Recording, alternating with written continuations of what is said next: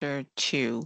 And just as a quick reminder, you will be setting up your time to meet with career services for Fort Myers. You guys should have already been reached out to by career services. I think that's right, Robert? I think they have flyers or something that you guys are reaching out to, but if not, Cassandra, please remember Cassandra is the person in career services that you all will be reaching out to. When I talk about your assignments for tonight, I will show you how to get in touch with her if you haven't gotten in touch with her yet. But I think most of you probably have already reached out to her or she's reached out to you guys. All right. So anyway, today we are in chapter 2. We're going to continue to talk a little bit about soft skills. I want to remind you to do your long-term goals. Please remember to use the SMART acronym when you do your long-term goals. When I review the goals, if they don't have all the elements of the SMART acronym, I will send it back to you to ask you to do it again, because remember, you will be using those long-term goals to set short-term goals in week 3 and write your career plan outline in week 4. So in chapter 2, it continues the conversation about skills. When we discuss your resume tomorrow, we'll be discussing resumes. We touched on the idea on Monday and Tuesday of having skills that are relevant to different employers, but also you want to make sure you have the right skills for whatever your long-term goal is. If you know, for example, you want to start your own business, maybe you want to, like I said, become a master electrician or even, a journeyman initially, I believe. You want to make sure you have the skill set for that. If you want to own your own business, you want to make sure that you have the right skill set, the right temperament for that. So assessing your skills is not just about do you have the right skill set for an employer, but also making sure you have the right skills to ensure your own personal success. Companies are going to look for different skill sets. In addition to those hard skills, remember the hard skills are the technical skills that you're learning. They do want you to have some basic skills. I think it's fair to say everybody wants you to know how to read and write, right? But they also want you to know basic technology. That will also be important. Like nobody's going to show you how to send an email, for example. I mean, I'm sure there's somebody that could help you, but they just expect you to know those things. What they also expect, though, which we're going to spend a little bit more time on, is you to have the right soft skills. Chapter 2 refers to these types of skills as employability skills. You may see them reference it as foundational skills, workplace skills, transferable skills. These are the skills that you learn. Let's say you're on a job and you guys are working in a team and maybe you get elected to be the team lead. So now you're gaining this experience on leading others. You leave that job and you go to another place. That's a transferable skill that you're bringing, being a team lead, maybe conflict resolution, maybe, deadline management, all those different things that you had to do somewhere else. Those are all transferable skills. These are soft skills, things that are unique to you. I'll tell you right now, these are the skills that are most important. If we've ever been on a job before, or maybe we've seen someone lose their job before, most times people don't lose their job because of hard skills. It's not because they don't have the technical wherewithal to do a job. Oftentimes it has something to do with soft skills, in particular, their ability to think critically, their ability to work well with others, right? Their ability to self-manage themselves. We call that emotional regulation, and we'll discuss that in the upcoming weeks. But these are the skills, even though when you first start out a job, because you won't be managing others, when you look at those job descriptions, you'll see how The technical skills are always going to be at the top, but those soft skills will follow right below. And the type of soft skill that they want you to have depends on the type of company that you're going to work for. So let's say you're going to work for a company that deals with residential clients. They're going to have a whole bunch of soft skills on their job description. Sometimes you can tell the climate of an organization, the culture of the organization, just by the different types of skills they want you to have. So that's important for you to know. If you look at the job description and they're talking a lot about being flexible and team management and working with projects, you probably know that you may be in an environment where you may have to work on this project and work on that project. And that means that you're going to have to engage with a lot of different types of people. Those different skills on those job descriptions will give you an indicator of the type of environment that you're working in. So it's so important that you read it thoroughly. These are the skills that they are going to pick. Now, a lot of times your technical skills will get you in the door in the interview, but your soft skills is what's going to make those people choose you. When you go into an interview, they're looking to see how you are. They're looking to see how you make decisions. They're looking to see what your temperament is. They're looking to feel your energy, believe it or not, because that's what they're going to hire you for. Yes, they want you to know the basics of the technical skills, but they're looking to see that you're the right fit. And a lot of that comes from your ability to have these soft skills that they're looking for. Um, you are going into a highly regulated environment. So there's going to be a lot of ethical standards that the organization wants you to have. How many ethical standards, how big that code of conduct manual is going to be depends on the type of industry that you go in, i.e., whether you're going into government contracting, going into dealing with residential, going into commercial, refrigeration, whatever you're doing, that will determine, the type of environment, codes that they'll have. But you want to know the difference between those different codes. So when we talk about ethics, what are we talking about? We're talking about the way you govern yourself. When you work at a company, they have their own set of standards of how they want you to govern yourself. We know the code of conduct. We hear it all the time. Every company has some type of code of conduct. What is that? Exactly. That's how they want you to behave. That's how, when you put on their uniform, when you put on their t-shirt, when you go out and you represent yourself for that company, they want you to behave a certain way. It's kind of like when being in the military is such a poignant example, because in the military you have a very specific way of being. Anybody that's ever been in the military, or someone that's in the military, you can always point us out, because we always have a certain stance, a certain position, a certain take on things. And it is because the military has a very, very specific code of conduct. They have a very high behavioral standard. So that's why you see so many people. You see one soldier, you've pretty much seen them all, because those codes of conducts are ingrained in every person, especially in the Army and the Marines for sure. Um, Not to say the Navy and the Air Force doesn't have it, they do have it, but I know mostly about the Army and the Marines. Now, when it comes to code of ethics, this is how they want you to conduct business. What's the difference? Let's say that you're working for a residential electrical firm and you have to go out to see clients.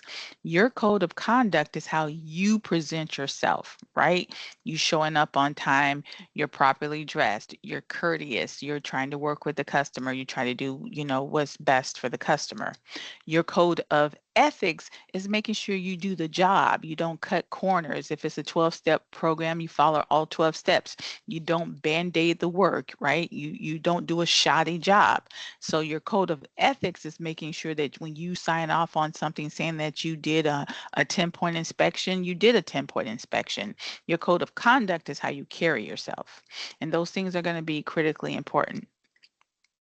Now, there's certain types of behavior that can get you into a lot of trouble. One group is things that are unethical, the other group are things that are illegal. A double whammy is if you do something that's both unethical and illegal, because one can get you fired, the other one can get you fined. You don't want to be fired and fined, right? So two extreme examples are discrimination and harassment. right? Those are things because those are federal offenses. So you can't do anything discriminatory. You can't do anything harassing to people. Yes, it is unethical. Yes, it can get you fired, but it can also put you in court. A lot of people don't realize if you do something that's illegal, even if you're doing it on behalf of the company, y'all see what's happening in the news now, where they're saying that, certain people in the federal government are doing things that are illegal and it's going to get them into a lot of trouble. Even if they leave the administration, even if they get fired, they can still go to jail. They can still be fined. When you do something illegal, your job does not protect you, right? So you have to be very, very careful with that. And oftentimes the company will, like I said, they'll fire you and then they'll leave you on your own and then you'll be at the mercy to find your own lawyer. Like you just do not want those problems. So you want to make sure that when you're doing those orientations and they're giving you that employee handbook, read the handbook. We'll talk about how that handbook is a contract. A lot of people don't realize when that HR person hands you that employee handbook and they try to make light of it and they always say, just flip to the back of the page and sign your name saying that you got the handbook. They never tell you what they really should be telling you. Make sure you read every page on that handbook because the handbook is part of your contract. That's why you have to sign it. When you sign your offer letter saying that you will provide services to a company, it is you're also saying you will abide by the handbook. The handbook tells you all the ins and outs, the do's and don'ts, what's ethical, what's illegal, how they expect you to behave. It's not just a place you go to see how many vacation days you have, right? Of course, the company, you have to understand that the HR department, they're not there to support you guys. The biggest misconception is that HR is there for the people. No, HR is there to protect the company. They are agents of the institution. You are a resource that they help to manage. So yes, they are there to give you guidance, but they're not there to protect you. They're there to protect the company. So they're not going to overly emphasize for you, hey, Sarah, make sure you read the employee handbook and look out for yourself. No, they're trying to look out for the company. So they're going to be like, yeah, here's the handbook. You need to take the initiative to make sure you read that handbook so you're comfortable with everything that company is asking you to do. All right. Now, as a professional, you have a degree. Once you get a degree, you get a certification, you're a professional. That's one thing that sets you apart from a non-degreed person. But more money, more problems. When someone says be professional, act like a professional, that's a certain standard that people expect you to have.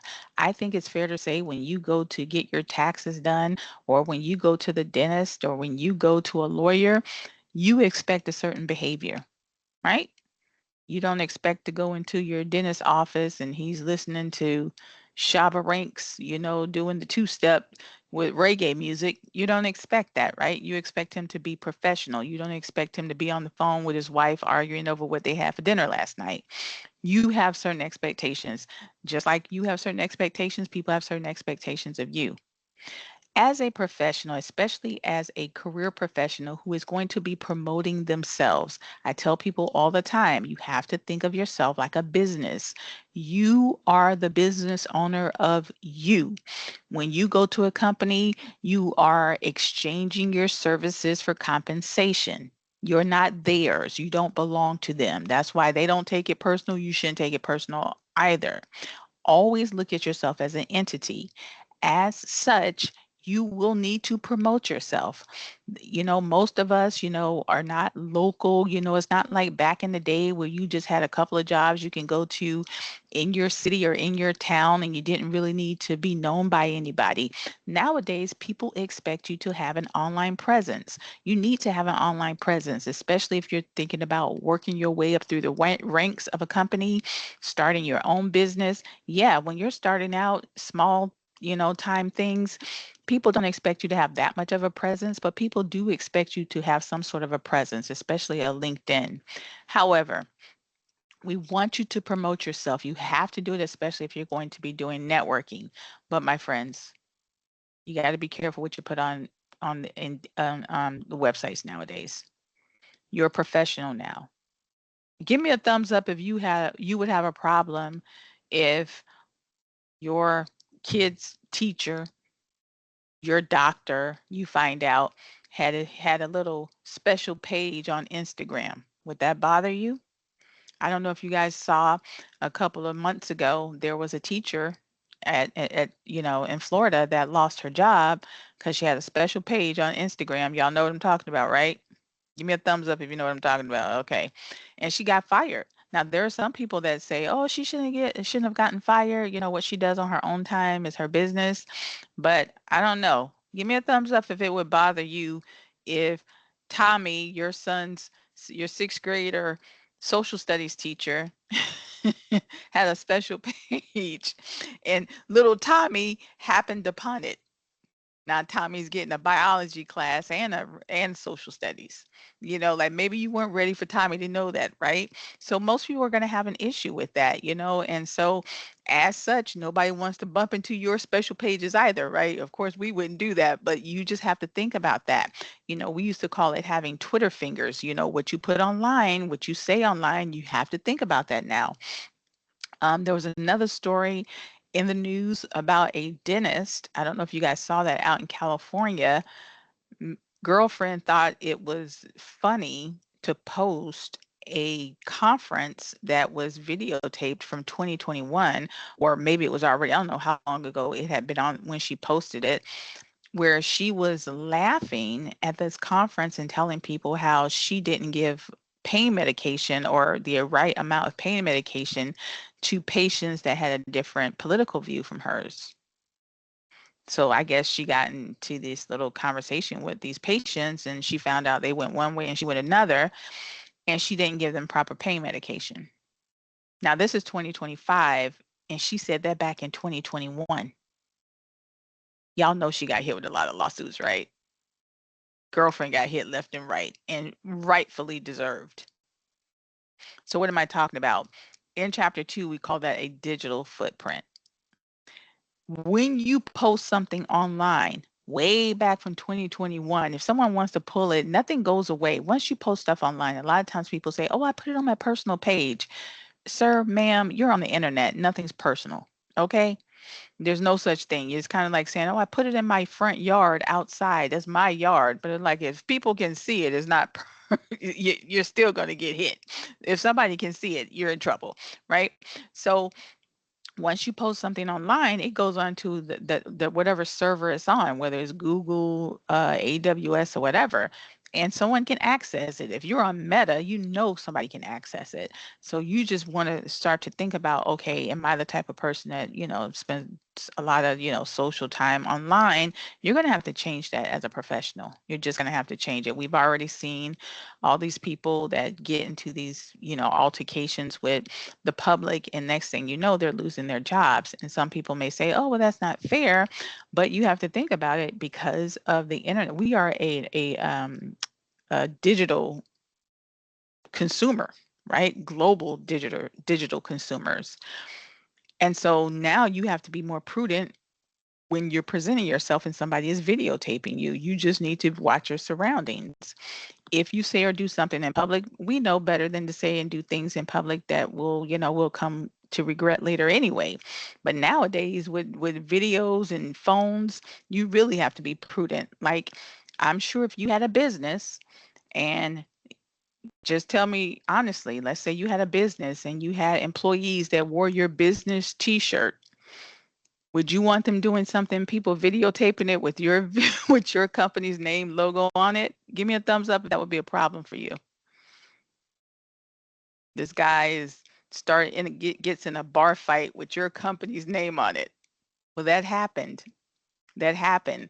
This guy got into a big heated argument with a complete stranger using all kinds of inappropriate language because he was at a conference and his company's logo was real big on his t-shirt.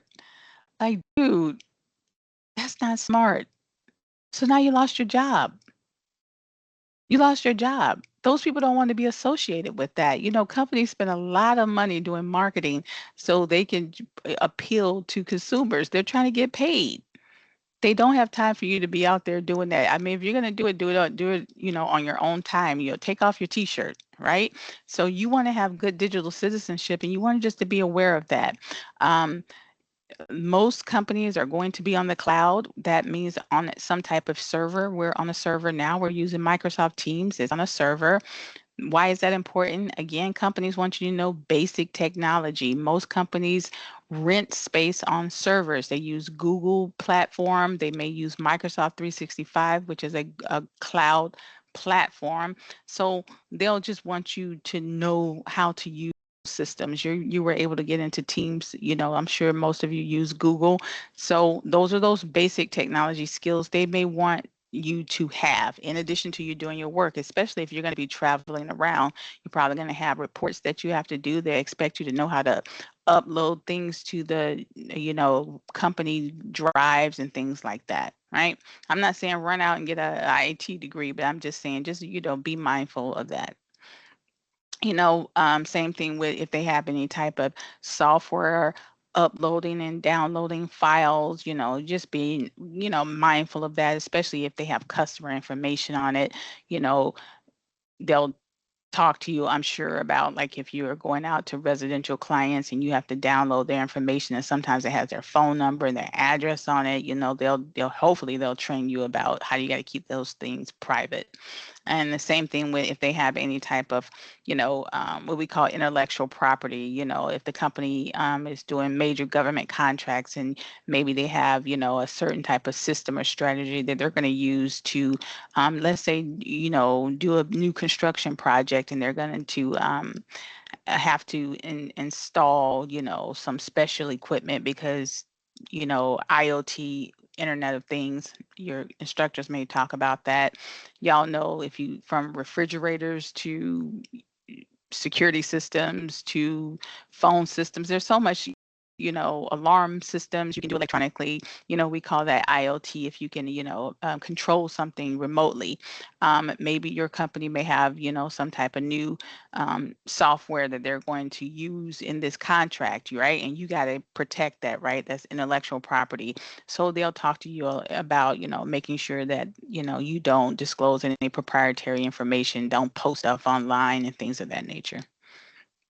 All right. So basically, knowing that, the same way you have to have etiquette one on one, you need to have etiquette when you're online. If you have to engage with customers, if sometimes, especially if you go on to be managers, supervisors, run your own business, whatever, you may have to be the face of an institution sometimes. They may ask you to post things. I know you may say, hey, I'm not getting an admin job. Hey, my friend, you never know, especially if you're going to go into a small business type environments, you could be doing that type stuff. So just be mindful. But even if you're doing nothing more than promoting yourself, which I'm going to be really, really digging into in week 3, you have to promote yourself, my friends. Just make sure that you use proper etiquette while online. Don't go down that rabbit hole of ruining your reputation before you even start. Because y'all know once it's out there, right? Like you don't want to be the face of shame. Right? People are getting famous for the wrong reasons, right? You don't, that's what they call Karens. I forget what they call the male version of Karens. Does anybody know? I forget, was it Karen and Keith's? I can't, whatever it is, like whatever it is, you don't want to be that person, right? So, follow the rules. You want to remember that when you're engaging with people, whether it's a customer, a colleague that you met, you're just promoting yourself. I love it when I see people start like Instagram pages and they decide that, good thing about starting a new profession is that you get to reinvent yourself. I've seen people start their own Instagram page and they decide that they're going to be the subject matter experts of everything electrical in Central Florida. So they create this page and, and they talk about, how technology is affecting the, electrical industry, and they talk about what's happening in their region. People love that, especially if you're trying to really, make a name for yourself and maybe get on with a company that you really want to get on with because they do a lot of innovation, right? Let's say you want to go work for Lockheed Martin, or maybe work for a technical company that deals a lot with, like maybe work for the GOA, the Airport Aviation Authority, or something like that. Um, and you want to have a presence, that's really, people love to see that, especially HR people. If they go and a lot of companies will Google you. Let me tell you right now, if you think they're not Googling you the same way you're Googling them, they're Googling you. And they come upon your public Instagram page and you're talking about those things, and you want to make it genuine. Like, don't create something fake, but it just brings more credibility to you. I mean, think about it, again, if you were a business and you had two um, different people that you were interviewing, let's say you Google them. One guy, he's all things electrical, and he's talking about all this electrical stuff in the electrical industry, and he's just a big old, information engine. And then you Google the other guy, and he's talking about something crazy, right? You're like, you're going through this dude's page, like, okay, not that, the guy can't have a private page. You can have a private page, but again, what would you want a company to fall upon? I always tell people, if you have a private page, keep that private and then get you a public page. You can have two Instagrams, right?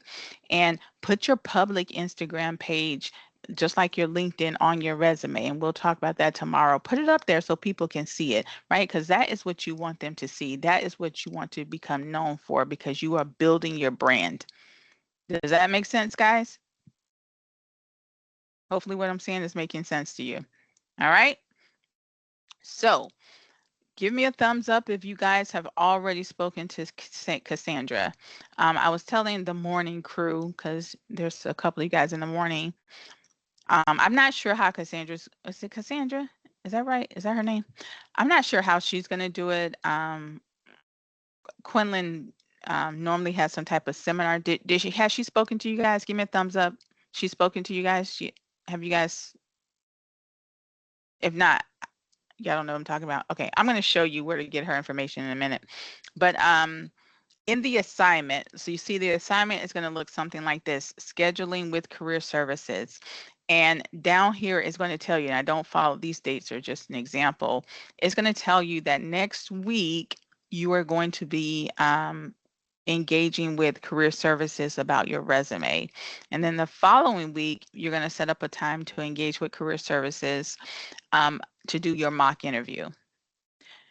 In order to engage with career services, you need to, when you click on your assignment, it's going to tell you to call Cassandra, right? That's how you engage with career services.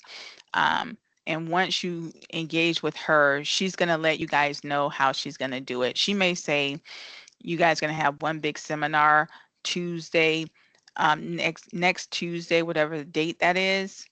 This assignment requires you to come back here once you've spoken to her and tell me what that date is. So whatever date she's giving you to do your resume and to do your mock interview, whether she wants to do one big mock interview or one big resume, I forget how they do it. Everybody needs to go back to this assignment and give me the date and time of both. So if it's next Tuesday, we're doing resume writing, and on Wednesday, we're doing the mock interview. You give me those dates and times for this assignment. Does that make sense? So reach out to her, get those dates and time, come back and put it here. Next Thursday, because one thing that they're going to do with your resume, I'm not sure, maybe you already have a resume, that's even better. Either way, whether you have a resume or you don't, you're going to work with Cassandra, and she's going to work with you to have a resume that people in the electrical industry want to see. Y'all remember, they're referring you guys out to these companies. So they do this every single month. They know that how they want your resume to look. And I'm going to call it your starter resume. She's going to sign off on it once she's okay with it. And then you're going to take a picture of that signed resume, and you need to turn that in next Tuesday. So it's very important that you get with her, give her your resume, or have her work with you to do a resume. She's going to sign off on it, and then you're going to upload it as an assignment next Thursday for your resume. And then on that following week, once you do your mock interview, she's going to give you a sheet of paper, not like a grade, but just like a checklist of how your mock interview went. And then you're going to upload that into the mock interview results assignment. So there's two things you need to get from Career Services. One is going to be your signed resume, and the other one is going to be your mock interview results in week 3. All right, so it's very, very important that you do this piece because you're talking about 3 different grades. One, saying that you actually scheduled your times with them. 1 grade for your signed resume, and another grade for your results from your mock interview. And let me just go ahead and say you actually have a 4th assignment, because once you finish the mock interview, you'll be writing a thank you note in week 3, thanking them for the interview, because you'll learn that that's a very important piece. After you finish an interview, you should always send a thank you note. So that's really 4 assignments. That's 400 points right there. You understand? So it's very, very important that you do step 1 and get those dates on the book, because it's going to affect 3 other grades. All right. Here is your participation question for today. Here's what I want to know, guys. I want you to think about one quality that you think sets you above. Now, I'm not saying you have to look to the left or the right of you and say, okay, I know I'm better than this by, but maybe you already have something that you think is really good skill, right? Thinking about those hard and soft skills that you think, okay, this is going to give me a little bit more of a competitive advantage, right? What is that skill? And then being honest with yourself, what's one thing you know you need to improve upon? One thing you know you need to improve upon.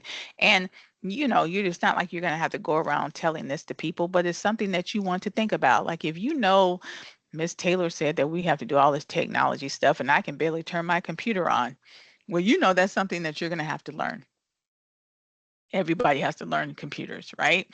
And that's just the honest, thing with yourself. I had someone ask me I mean, they always ask that question a lot of times in interviews, what's one thing that you can improve upon, right? I know for myself, I can be a bit linear, meaning I'm very task oriented. And sometimes it's hard for me to move to step 5 when I'm on step 2. Like I can get stuck because I'm trying to figure out step 2. And I know I have to it's part of my personality. So I try not to put myself in situations where, I get stuck too much because I'm very linear in that way. And that's just something I continually have to work on. So I just want to know one good quality, not good, but, competitive quality that you have and one that you want to work on. That's your participation question. My friends, every last one of y'all. Now listen, I thank you so much for showing up tonight, but do your participation question, please.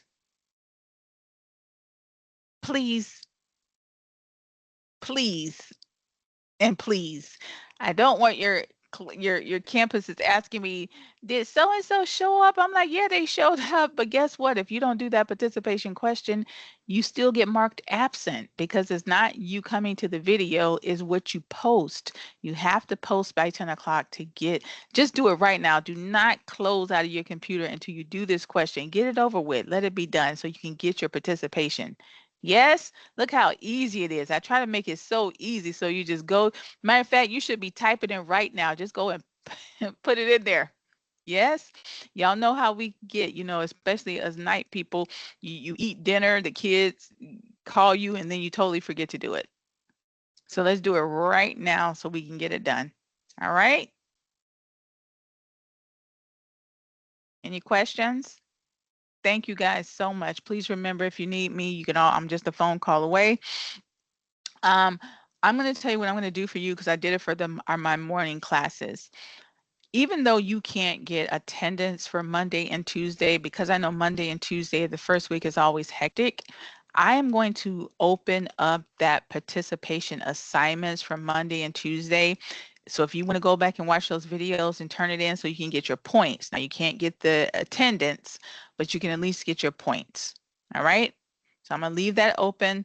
I'm gonna go back and open those up, and I'll keep them open until tomorrow at 9, because it's the same time I gave everybody else. All right, I'll do that for you so you can at least make up the points if you want to go and just watch those videos, even if you just scroll to the end and get those questions and turn it in if you want, if you miss those points.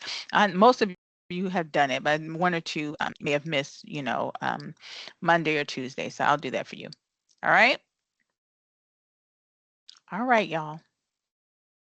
Thank you so much for joining me. Please make sure you just keep up on your reading. You will have a midterm next week, and it's going to be on the chapters that are assigned for weeks 1 and week 2. So try to read it. You don't want to try to just take that midterm cold turkey and, flipping pages through the whole book, though. So try to read the book as well. All right. Even though the test will be open book. All right, y'all. I'll talk to you tomorrow. Have a good evening.